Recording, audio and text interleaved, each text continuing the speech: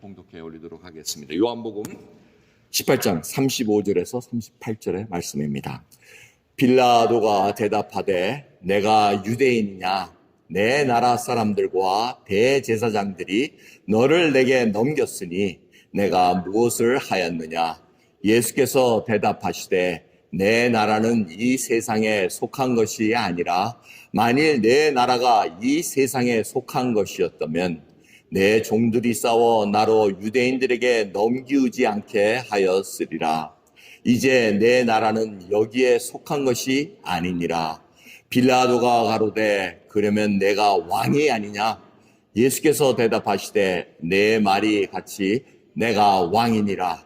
내가 이를 위하여 났으며 이를 위하여 세상에 왔다니 곧 진리에 대하여 증거하려 함이로라. 무릇 진리에 속한 자는 내 소리를 듣느니라 하신대 빌라도가 가로되 진리가 무엇이냐 하더라. 아멘. 같이 자리에 앉으시겠습니다. What is truth? 진리가 무엇이냐라고 빌라도 총독의 그 유명한 질문을 저희들이 읽었습니다. 근데 오늘 본문 말씀을 보면은 내가 유대인의 왕이냐 하고 빌라도가 예수님께 이렇게 두 번 질문하고 유대인 군중들에게 또 유대인의 왕을 어떻게 할까 하고 얘기하는 이 유대인의 왕이라는 단어를 3번 사용을 합니다. 이렇게 잡아놓고 지금 빌라도 총독이 지금 마치 자기가 예수 그리스도를 지금 신문하는 것 같이 보이지만 사실은 이게 거꾸로 된 겁니다. 빌라도가 바로 예수님 앞에 지금 진리 앞에 서 있는 상황입니다. 근데 지금 세상 눈으로 볼 땐 빌라도 총독이 당당한 권세를 가지고 있고 지금 예수 그리스도를 죽일 수 있고 살릴 수 있는 권한에 묶여 있는 것처럼 보여집니다. 그래서 빌라도가 물었습니다. 내가 유대인의 왕이냐? 지금 다른 군중들이 이렇게 다 얘기를 하는데 지금 유대인의 왕이냐 하고 얘기하면서 내 나라 사람들과 대제사장들이 너를 내게 넘겼으니 내가 무엇을 하였느냐? 당신 뭐 했습니까? 유대인의 왕이라고 하는데 당신네 사람들이 넘겼습니다 하고 대답합니다. 근데 주님께서 대답하시는 게 yes, no가 아닙니다. 주님께서 대답하시는 말씀, 내 나라는 이 세상에 속한 것이 아니라 내 나라는 여기에 속한 것이 아니니라 하고 얘기합니다. 그리고 이 얘기는 뭐냐면 이 말씀 속에서 많은 것들을 알려주고 있습니다. 그리고 예수님 이 통치하시는 그 나라의 원리는 지금 세상에 통치하는 원리와 다르다는 것입니다. 빌라도 총독 당신이 알고 있는 그 원리와 지금 예수 그리스도가 통치하시는 그 나라의 원리는 전혀 다르다는 것을 깨닫게 해주신다는 것입니다. 그래서 이 속한 것이 아니라고 얘기를 합니다. 예수 그리스도가 왕이시고 하나님께서 통치하시는 그 나라는 세상이 통치하시는 그 나라 원리와 완전히 다르다는 것을 알려주십니다. 이것은 바로 예수 그리스도 믿는 자가 이 세상에서 어떻게 살아야 되는 것을 지금 알려주고 계시는 귀한 말씀입니다. 그래서 유대인이 빌라도 총독이 흑을 듣고 그러면 내가 왕이 아니냐 하고 질문을 합니다. 그래서 주님께서 얘기하십니다. 내 말과 같이 내가 왕이니라. 주님께서 절대 내가 왕이다고 얘기 안 하십니다. 주위에서 증인으로 얘기해 주십니다. 네가 그렇게 얘기하지 않느냐. 내가 이를 위하여 났으며 이를 위하여 세상에 왔나니 곧 진리에 대하여 증거하려 함이로라. 무릇 진리에 속한 자는 내 소리를 듣느니라고 말씀하십니다. 결국 진리 때문에 진리에서 났고 진리를 위해서 이 세상에 왔고 진리를 증거하는 그분이 바로 예수 그리스도라는 것을 다시 한번 깨닫게 해주신다는 겁니다. 이 진리라는 얘기를 계속했을 때 이 베드로는 죄송합니다. 빌라도는 이 진리가 뭐냐 하고 그냥 넘어가 버립니다. 근데 여러분 아십니다. 진리가 무엇입니까? 예수님께서 증거하십니다. 요한복음 14장 6절을 보면 예수께서 가라사대 내가 곧 길이요 진리요 생명이니 나로 말미암지 않고는 아버지께로 올 자가 없느니라 하고 말씀하십니다. 예수님이 바로 길이라고 얘기합니다. 이분이 바로 진리라고 얘기하십니다. 그리고 이분이 생명이기에 예수 그리스도로 말미암지 않고서는 누구도 하나님 아버지 앞에 갈 수 없다고 얘기합니다. 요한복음 17장 16절에서부터 계속 얘기하십니다. 제자들을 위한 기도였고 저희들을 위한 기도였습니다. 내가 세상에 속하지 아니함 같이 저희도 세상에 속하지 아니하였사옵나이다. 저희를 진리로 거룩하게 하옵소서. 아버지의 말씀은 진리니이다 하고 말씀하십니다. 결국 이 진리로 세퍼레이트되어 있다는 것입니다. 거룩하게 구분해 놓고 지금 세상에 속하지 않고 하늘나라에 속한 백성들로 살아가게 하신다는 겁니다. 그래서 여러분 잘 생각하셔야 됩니다. 예수 그리스도를 구세주로 믿고 살아가는데 세상에 사는데 사는 원리가 틀리다는 것을 반드시 알고 계셔야 됩니다. 세상 사람과 똑같이 살 수가 없다는 겁니다. 그래서 우리에게 갈등이 있고 힘든 일이 고난이 온다는 얘기를 하고 있다는 것입니다. 근데 이 진리가 무엇입니까? define 하려면, 우리가 이렇게 설명하려면 모두에게 보편적으로 인식될 수 있는 진실한 이치라고 설명할 수가 있습니다. 누구에게나 다 통용되는 사실적인 얘기라고 할 수 있습니다. 하지만 성경은 이 원어적인 설명을 할 것 같으면 이 성경에 나오는 이 진리는 하나님의 변하지 않고 변함이 없는 하나님의 성품을 얘기합니다. 그래서 공의라든가 정의라든가 인자함이라든가 친신함 이런 것들이 다 하나님의 성품입니다. 변하지 않는 것입니다. 이 진리는 변하지 않는 것에 하나님을 뜻하는 것을 볼 수가 있습니다. 예수 그리스도를 만나야 볼 수 있는 나라라는 것입니다. 빌라도가 왜 진리가 무엇이냐고 그냥 가볍게 넘기냐면 하나님을 제대로 만날 수 있는 그 눈이 열려져 있지 않기 때문에 그렇습니다. 이 진리를 만나야지만 볼 수 있는 이 예수님이 통치하시는 나라를 볼 수 있는데 볼 수 없다는 것입니다. 그런 세상은 계속해서 이 진리를 왜곡시킵니다. 그래서 지금 세상에는 진리라는 얘기를 하질 않습니다. 여러분 진리라는 얘기 들어보셨어요? 최근에 들어와서 진리라는 얘기 안 합니다. 뭐 진실, 사실, 팩트 뭐 이런 식으로 얘기를 하지 진리라는 얘기를 안 합니다. 그 얘기는 왜 그러냐면 포스트모던 이 영향이 많이 미쳐서 그렇습니다. 포스트모던은 뭡니까? 바로 절대적인 진리가 없다는 겁니다. 다 상대적이라는 것입니다. 당신이 알고 있는 사실과 내가 아는 사실이 다르면은 당신이 알고 아무리 그것이 진리라고 할지라도 그건 자기한테 진리가 안 된다는 것입니다. 그래서 절대 진리라는 얘기는 안 합니다. 여러분 뉴스 다 들어보십시오. 전부 다 사실이 뭐냐, 팩트가 뭐냐 뭐 이런 식으로 얘기하지 진리가 뭐냐 이렇게 얘기를 안 합니다. 근데 이 진리를 아무리 알고 있어도 이 세상 속에 진리가 포장되는 경우가 왕왕 있습니다. 그 이기적인 생각, 행동의 정당성으로 포장되기 시작합니다. 그게 테러리즘의 가장 좋은 예입니다. 자기네들이 하나님을 위해, 자기 믿는 하나님을 위해서 얼마든지 사람을 무고하게 죽이는 게 다 정당화될 수 있다는 것. 자기네들은 그것이 진리라고 얘기합니다. 여러분 빌라도에게도 마찬가지입니다. 빌라도도 진리를 알고 있습니다. 바로 예수 그리스도, 예수라는 이 유대인의 왕이라는 분은 죄가 없다는 것을 압니다. 그럼 자기가 무죄를 선고해야 됩니다. 하지만 빌라도는 어떻게 얘기합니까? 그 진리를 알면서도 뚫고 나가지 못합니다. 군중이 괴로워서 혹시 자기가 이 반란이 일어나가지고 혹시 자기 자리를 뺏길까봐 그걸 무마시키기 위해서 죄 없는 자를 사형에 처하게 합니다. 이것이 바로 지금 포장되고 왜곡되는 그런 모든 것들이 움직이는 하나의 흐름이라고 볼 수가 있습니다. 여러분 우리가 아무리 진리라 그러고 이것이 사실이라고 얘기하고 싶어도 싹 환경을 보면서 우리의 말을 싹 바꿉니다. 지금 대한민국에서 그 일이 일어나고 있고 미국 땅에서도 그 일이 일어나고 있습니다.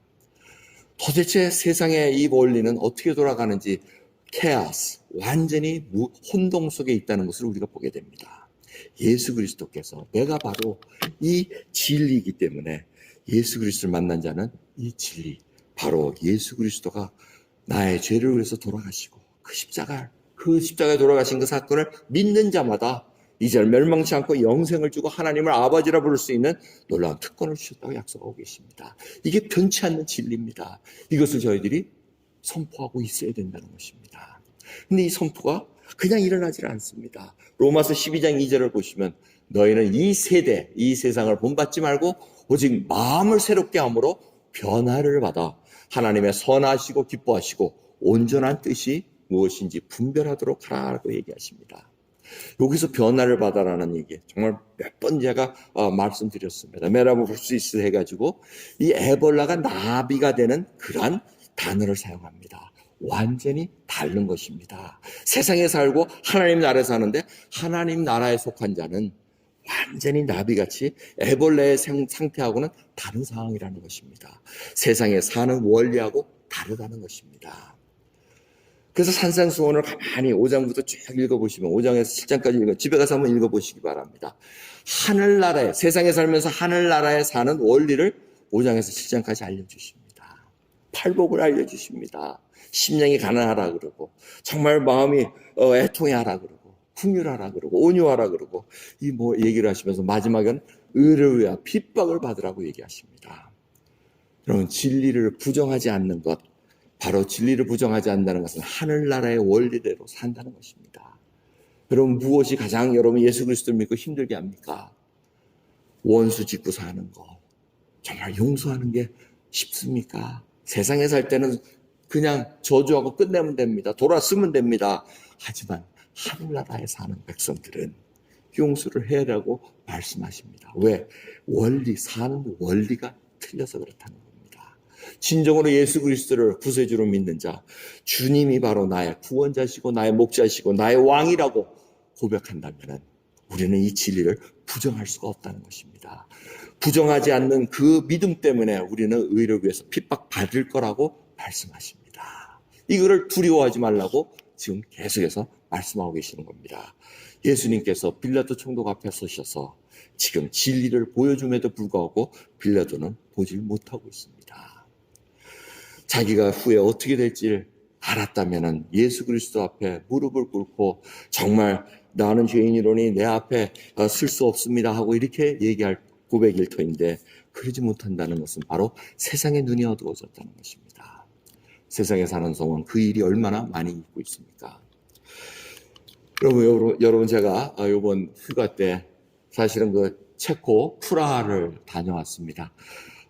결혼 32주년이 올해 됐는데 30주년 때 좀 뭘 하려는데 상황이 여의치 않아 가지 못했다가 이번에 장기 계획을 세워가지고 프라하를 일주일간 다녀왔습니다. 이 프라하는 그냥 여러분들 아시다시피 이쁜 동네, 좋은 동네에 중세기가 있고 아주 좋은 그런 동네였습니다.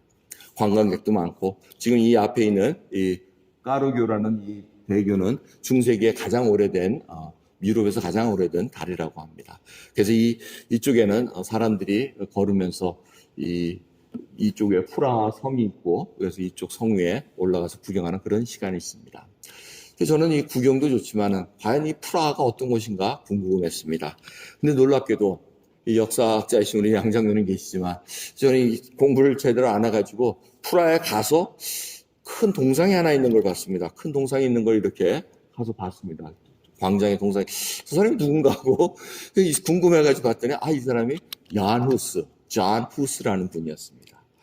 이 야누스는 제가 종교개혁 때 지나가면서 들은 분입니다. 근데 이분이 바로 프라하 출신입니다. 프라하 대학 총장까지 하면서 사제로서 이 캐톨릭 당시에 로마 캐톨릭에 대항해가지고 교회의 머리는 그리스도십니다. 교황이 아닙니다. 하고 이거를 설파하기 시작했습니다. 바로 프라하 그 지역에서 지금 얘기를 하고 있었습니다. 1369년에 태어나셔서 1415년 컨스탄츠 공의회에서 사형 언도를 받아가지고 7월 6일날 1415년 7월 6일날 화형에 처합니다. 근데 이분이 바로 마틴 루터에게 영향을 미친 분입니다. 90년이 이분이 돌아가시면서 존 후스라는 분이 기록에 의하면은 당신이 지금 나 거위를 죽였지만 후스가 바로 체코말로 거위라고 합니다. 거위를 죽였지만 100년이 지나지 않아 백조가 태어날 것이다 하고 이렇게 예언을 하셨다. 그분이 바로 이 마틴 루터라는 분입니다. 마틴 루터 종교개혁을 했고 이 존 후스라는 분은 종교개혁사를 읽어보시면 이 몇 장을 이용해가지고 계속 나오고 있습니다.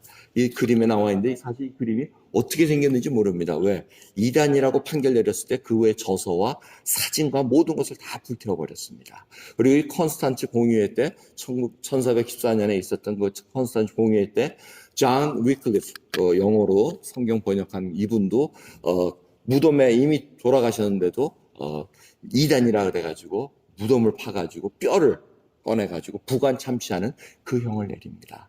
존 위클리프 부관 참시당했고 그 다음에 이 존 후스라는 분이 화형에 처하는 그러한 일을 당합니다. 이 바로 프라하에서 콘스탄츠까지 얼마 멀지 않습니다. 근데 이분이 콘스탄츠 공의회에 간 이유는 바로 그 황제가 신성 로마 제국 황제가 내가 생명은 보장할 테니 와서 당신이 변명을 해 주십시오 하고 이렇게 초청을 합니다. 근데 캐톨릭 당시 교회에서는 이 프라하 전 지역에 예배를 못 드리게 만들었습니다.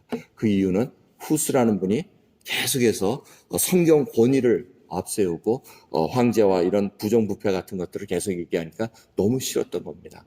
그래서 프라 전체가 예배를 못 드리게 아주 막아버렸습니다. 그래서 이 후스라는 분이 내 나라를 구하기 위해서 백성들이 예배를 못 드리면 어떻게 하냐고 가서 출두했다가 잡혀가지고 화형 언도를 받습니다. 근데 사람들이 얼마나 잔약하면은 이 화형 언도를 내리기까지 계속 재판을 합니다.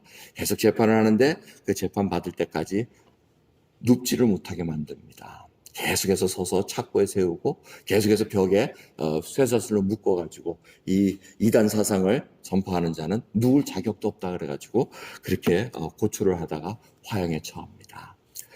그 화형에 처한 것을 기리기 위해서 이 프라 광장에 이 프라 이 자누스의 이 동상을 제작을 해서 1915년에 세웁니다. 그러니까 이분이 돌아가신 후에 500년이 지나가지고 이렇게 600년이 지난 후에 지난 것을 볼 수가 있습니다.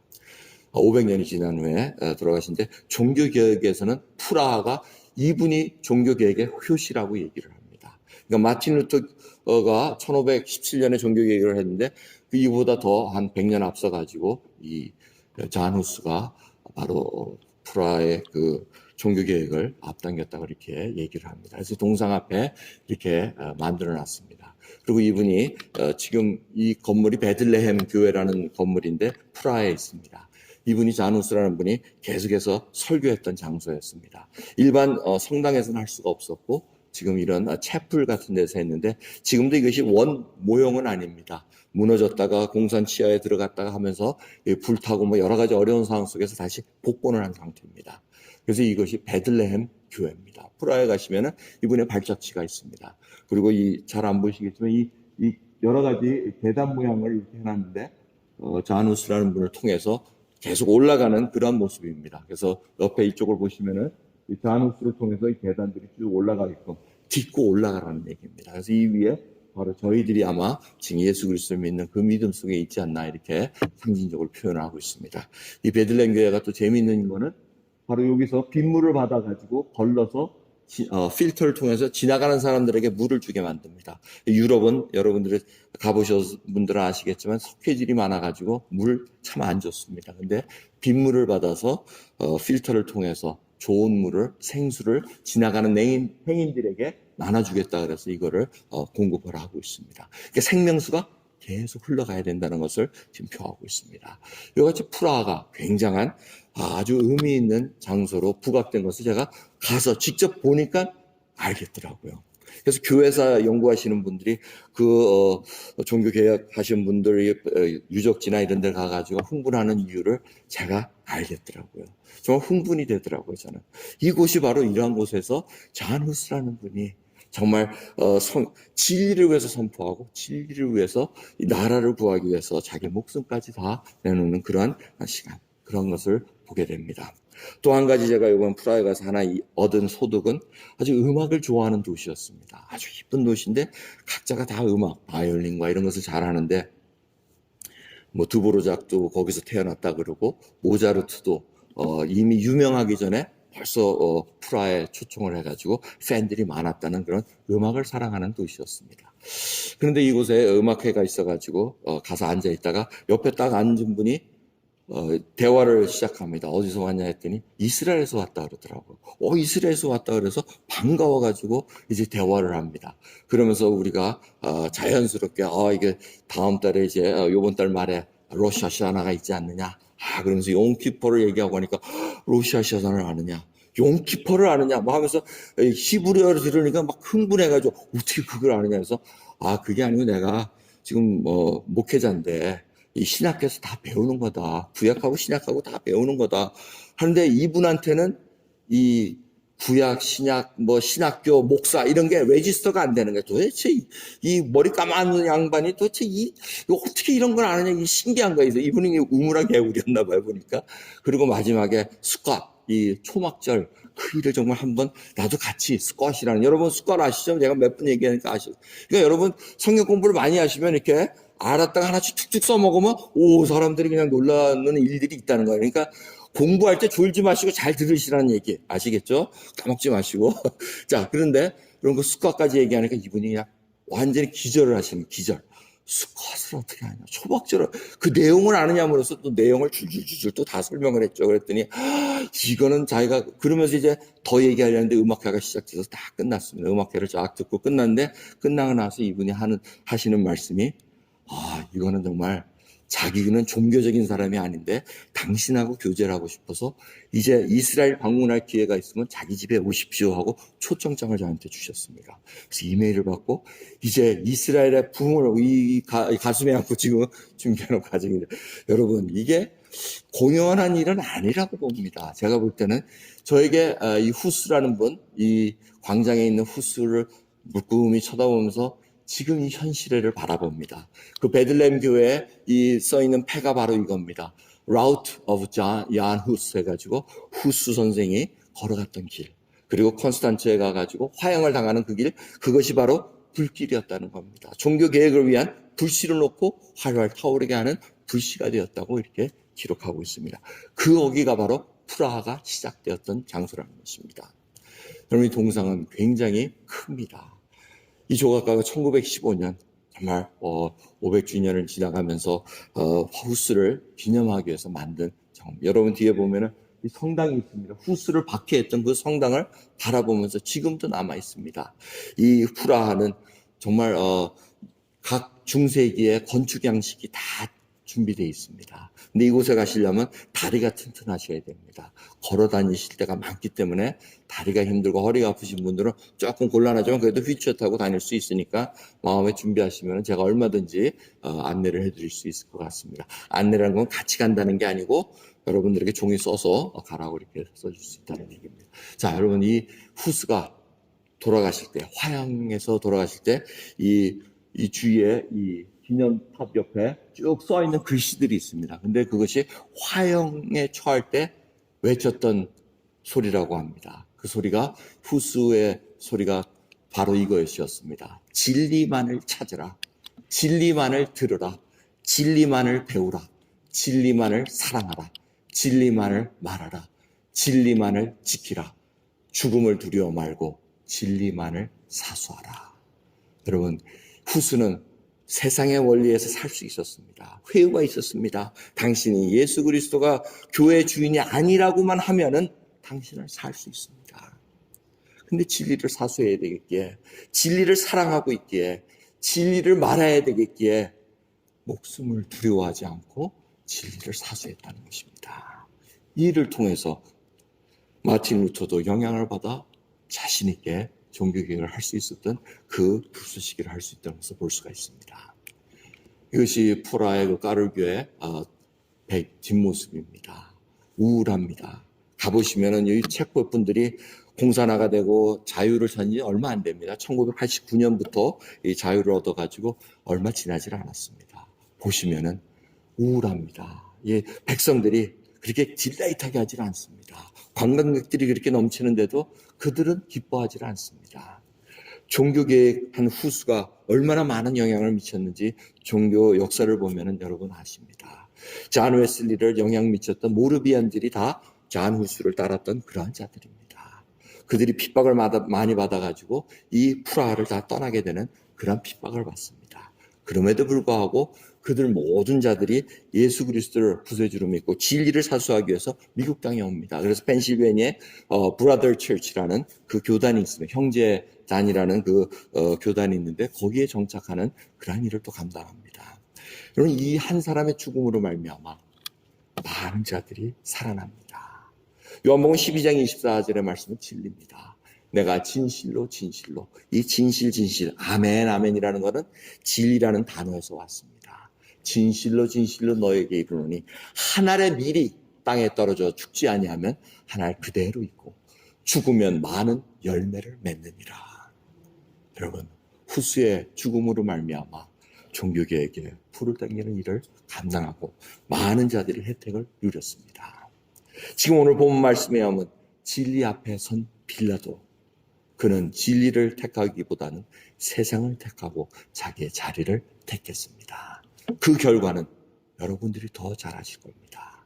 오늘 진리 앞에 서 있는 여러분의 각자, 예수 그리스도 앞에 서 있는 여러분의 모습은 지금 어떠한 모습이십니까? 다 같이 기도하겠습니다. 하나님 아버지, 오늘 이 시간 예수 그리스도 앞에 저희들이 서 있기를 소원합니다.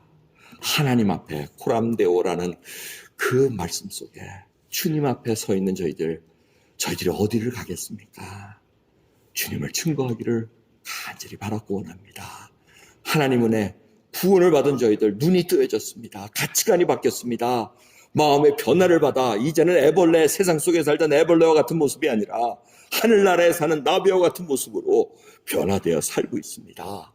이제는 진정으로 용서하는 자 되기를 원합니다. 시기하고 질투하고 아직도 남는 잘 되는 것에 배 아파하고 아버지 그러한 세상 속에 사는 것이 아니라 거길 빠져나오기를 간절히 바라고 원합니다. 하늘의 원리로 이제나 예수 그리스도를 구세주로 믿는 자다운 놀라운 빛이, 예수 그리스도의 빛이 흘러 넘치기를 소원합니다. 이 어두운 세상, 진리를 왜곡시키고 가려놓고 각자 마음대로 해석하는 이 세상에 진정으로 변치 않는 우리 주 예수 그리스도를 증거할 수 있는 도구로 저희를 사용해 주시옵소서. 저희들이 일어나겠나이다. 감사드리며 우리 주 예수 그리스도의 이름으로 기도드리옵나이다. 아멘.